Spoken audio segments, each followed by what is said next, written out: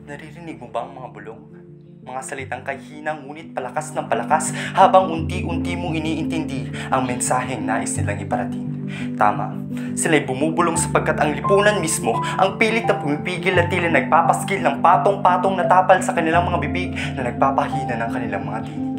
Sila ang mga taong biktima ng kawalang pagtanggap at sentro ng panghuhusga. Mga minamahal kong tagapanurit tagapakinig, kahanga-hangang lupo ng inampalan at sa 109 milyong Pilipino, isang makasaysayang araw ng pagsusulong ng pagkakapantay-pantay. Nakalulungkot isiping mula sa datos ng Philippine Statistics Authority, lumobo ng 11% ang naitalang kaso ng maagang pagbubuntis taong 2016 hanggang kasalukuyan. At sa kabilang banda, marami na rin na itatalang biktima ng diskriminasyon dahil lamang sa kasarian sapagkat 3 sa bawat 5 kababaihan na nakararanas ng pambabastos, maging iba pang miyembro ng LGBTQ na nagiging sentro ng kawalang respeto mula sa lipunang hirap na tanggapin ang kanilang pagkatao. Ngunit, narito na ang wakas. Ang paghihirap ay matutuldukan na sapagkat ang kagawaran ng edukasyon ay hindi nagpatinag at iminungkahi ang kautosang tataguyod ng kanilang karapatan, proprotekta ng kanilang dignidad at huhubog ng pagkakapantay-pantay sa lipunan. Ang DepEd Order No. 31 Series of 2018, a Comprehensive Sexuality Education. Layunin ng kautosang mapagtibay ang pisikal, mental, sosyal, espiritual, emosyonal at sexual na aspeto ng kabataang Pilipino at maitaguyod ang patas na pagtanggap upang magamot ang sakit panlipunang pilit na bumubura sa respeto ng bawat isa.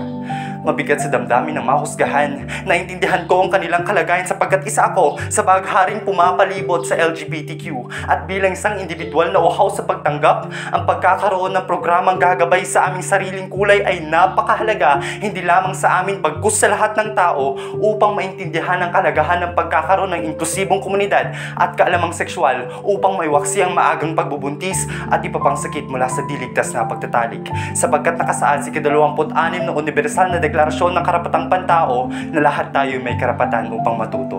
Sa wakas, natanggal na ang pagkakatapal sa aming mga bibig, narinig ng kagawaran ng edukasyon ng aming mga tinig, mga salitang kahihina. Ngunit palakas ng palakas patungo sa paghilom. Ang paghilom sa mas matatag at inklusibong edukasyon. Panahon na upang hilumin ang kapansanan sa ating sarili. Huwag tayong maging bulag sa mga panghuhusgang lantaran nating nakikita. Huwag tayong maging bingi sa pagkikiusap at pagmamakaawa ng mga taong hirap na makamtan ang pagkakapantay-pantay at huwag tayong maging pipi sa paghahayag ng katotohanan.